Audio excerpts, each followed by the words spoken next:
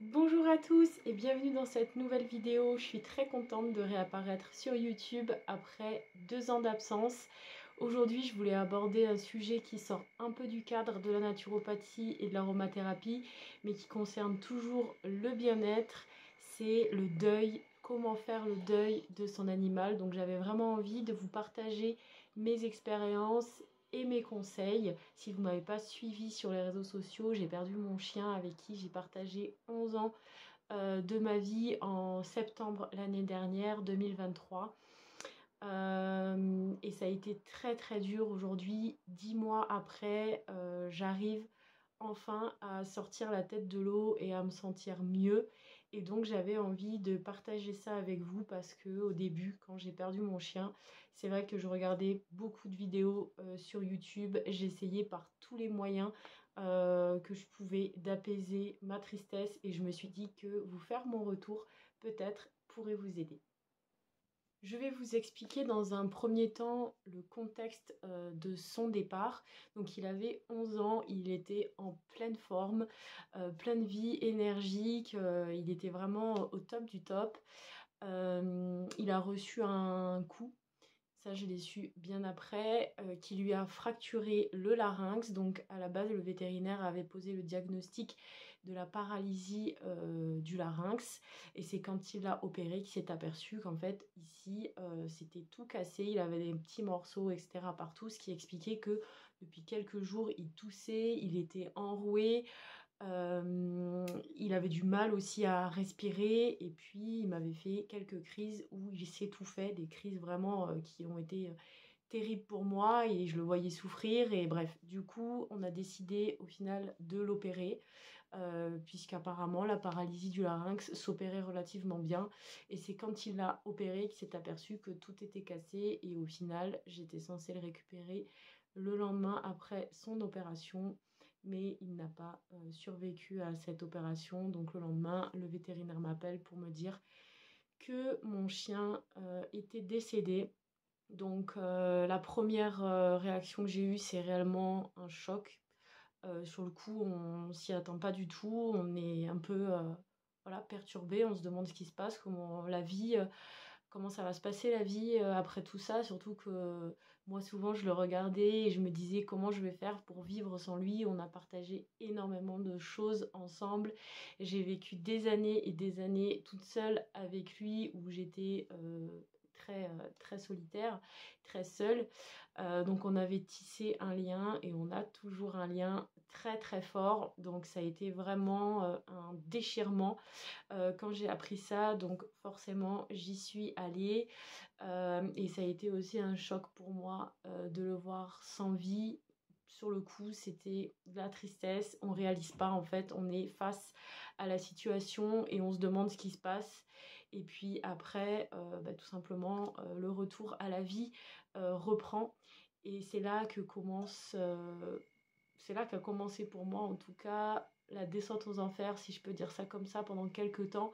Et puis au final, grâce à la résilience, j'ai pu comprendre plein de choses sur ma relation avec lui et sur moi-même. Donc depuis 2018 déjà je fais énormément de travail sur moi, je m'intéresse énormément au développement personnel, à la connaissance de soi, se comprendre, etc. Donc quand j'ai vécu ça, de suite j'ai cherché à comprendre aussi pourquoi je vivais ça, qu'est-ce que ça venait générer en moi comme émotion. Donc je me suis beaucoup repliée sur moi au final et je me suis dit qu'est-ce que tu ressens là maintenant comme émotion, qu'est-ce que ça vient réveiller en toi. Et c'est comme ça que j'ai compris au final que mon chien c'était un peu mon miroir et qui venait combler beaucoup de mes traumas d'enfant et beaucoup de blocages que j'avais en moi.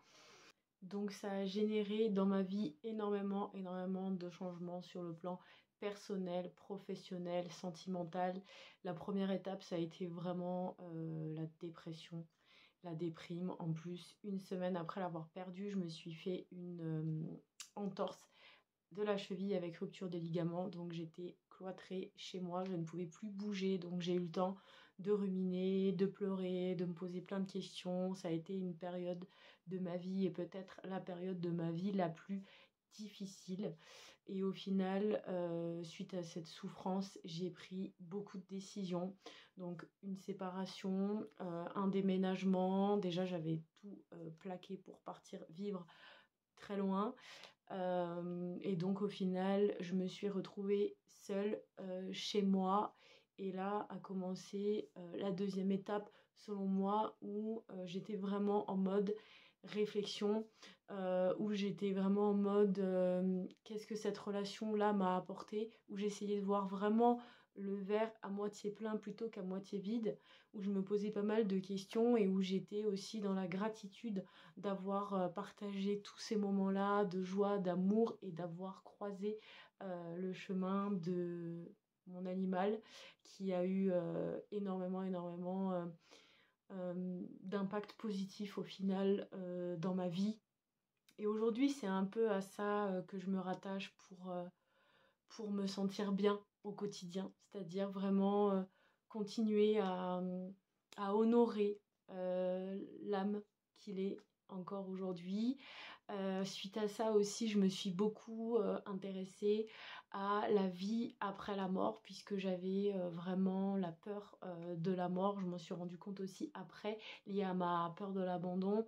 Et au final, je me suis renseignée aussi beaucoup sur tout ça. J'ai lu énormément de livres sur l'âme des animaux, sur la vie après la mort, etc. J'ai commencé aussi à percevoir certains signes et à me dire que tout simplement le lien d'amour ne se rompt jamais, il est toujours là, il existe encore. Et je sais qu'aujourd'hui, il continue de m'en envoyer et je continue de lui envoyer pour que son âme continue d'exister. Et c'est ça que je trouve beau aussi dans toutes les relations, qu'elles soient humaines ou animales, c'est que quelque part, il y a toujours quelque chose à apprendre, il y a toujours quelque chose à comprendre derrière ça. Et même si au début, on est dans la tristesse, dans le désespoir, dans la nuit noire de l'âme, puisque c'était vraiment ça pour moi, au final, c'est quand même très très beau. Je vous cache pas qu'à un moment donné, voilà, moi aussi, j'ai remis ma vie en question. Je me suis dit, est-ce que je suis pas destinée à le rejoindre? J'ai été énormément perdue et bouleversée par ce départ et en extrême souffrance vraiment. Et aujourd'hui, je suis très reconnaissante d'avoir pu partager ça avec mon animal. Et je pense sincèrement que derrière toute forme d'amour et d'attachement, il y a quelque chose derrière, sans trop vouloir vous parler de mes expériences. J'ai compris en fait que ce qui me faisait le plus mal, c'était l'amour pur que je pouvais recevoir de lui, puisque j'ai été pas mal déçue, j'ai vécu vraiment de mauvaises expériences en couple. Et du coup, je me rattachais à cet amour-là. L'amour sans attente, l'amour le vrai, la douceur, l'affection. Et ça, je m'en suis rendu compte assez rapidement, où je me suis dit, mais qu'est-ce qui m'apporte, que m'apportent pas les autres, pourquoi je souffre autant?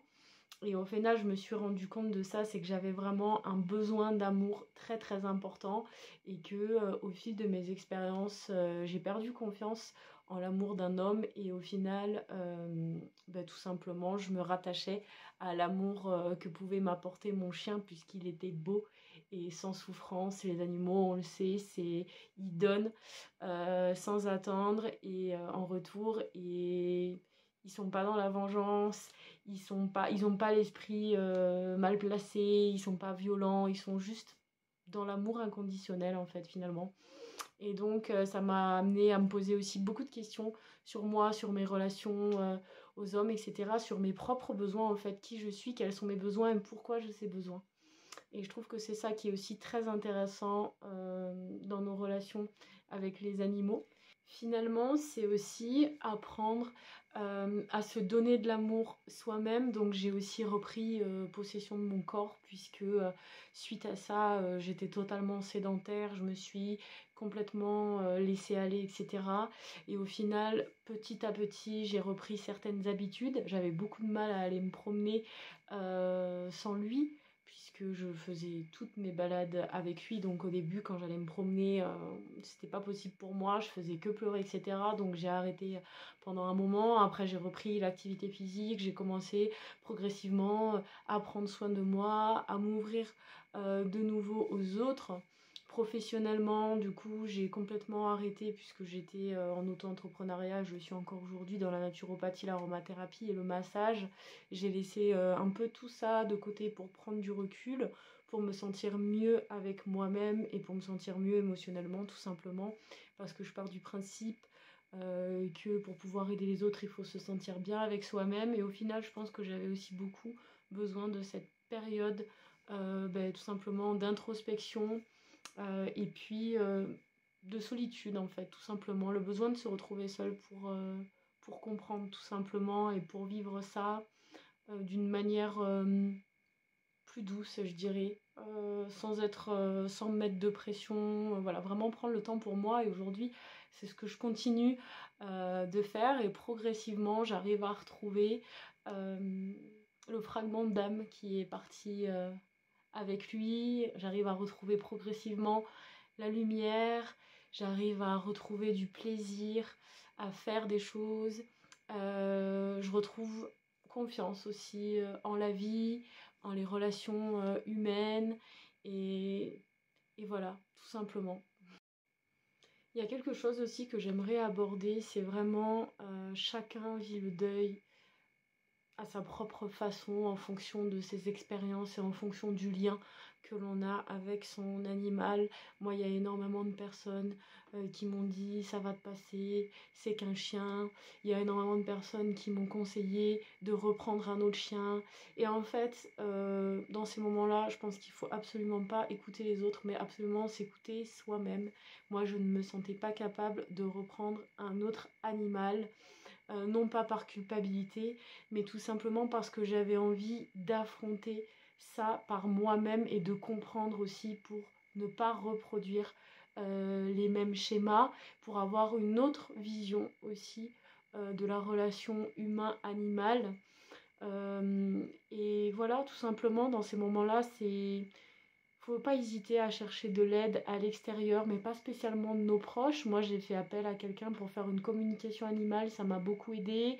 J'ai fait pas mal de thérapie, de la kinésiologie, du massage, de l'énergétique, de l'ostéo. Enfin voilà, je me suis aussi beaucoup fait accompagner personnellement. Et je suis vraiment restée dans ma bulle et en connexion avec moi-même. Et je pense que ça, c'est très très important de ne pas écouter, en tout cas de ne pas prendre personnellement ce que les gens peuvent nous dire à ce sujet. Parce que on sait au fond de nous-mêmes le lien que l'on a avec notre animal et l'amour qu'on peut lui apporter, ce qu'il nous apporte, etc. Et dans ces moments-là, c'est vraiment pas le genre de choses qu'on a envie d'entendre. On a juste envie d'être apaisé, de pouvoir retrouver la paix à l'intérieur de soi. Et le seul moyen d'y arriver, c'est vraiment de se reconnecter à soi. Maintenant, je vais vous partager mes meilleurs conseils. Donc, comme je vous l'ai dit avant, se faire accompagner par des personnes extérieures. Faut vraiment pas hésiter à appeler à l'aide dans des moments où on ne se sent pas bien. Moi, la lecture m'a beaucoup aidée. Les huiles essentielles aussi m'ont beaucoup aidée pour apaiser mes émotions de tristesse, de désespoir. Qu'est-ce que je pourrais vous conseiller aussi? La communication animale, comme je vous le disais, si ça peut vous rassurer, si ça peut vous aider à mieux comprendre justement le lien que vous aviez avec votre animal. J'écris aussi beaucoup à mon animal pour me libérer de mes émotions. Je lui écris tout simplement. Je n'ai pas honte de le dire. Ça me permet de me libérer et de lui apporter de l'amour aussi. Je pense souvent à lui aussi, bien sûr, me remémorer voilà, les bons moments et surtout être en gratitude avec ce lien qu'on a pu avoir. On le sait, les animaux sont comme nous, ils sont pas éternels. Quand on prend un animal, on sait très bien qu'il va pas vivre toute sa vie avec nous et ça fait partie de la vie et voilà.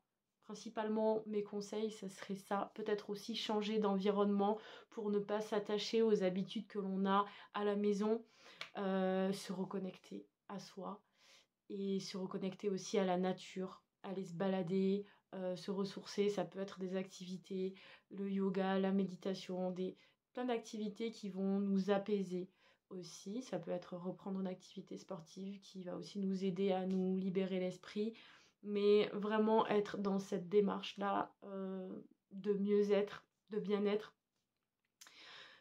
Voilà pour mes conseils, en tout cas concernant, le deuil et pour mon retour d'expérience par rapport à ça. J'espère sincèrement qu'il pourra aider, un bon nombre de personnes et je vous souhaite vraiment bon courage si vous visionnez cette vidéo et que vous venez de perdre votre animal il y a pas longtemps ou que ça a encore un impact aujourd'hui sur vous, sur votre état émotionnel. Hem, Prenez soin de vous. Prenez soin de vous et n'oubliez jamais que, votre animal, il continue d'être là, même s'il est plus là physiquement, il est encore là d'une autre manière qu'il soit et le lien d'amour, lui, ne meurt jamais. Je vous souhaite, très bonne continuation et à très bientôt pour une prochaine vidéo. Bye.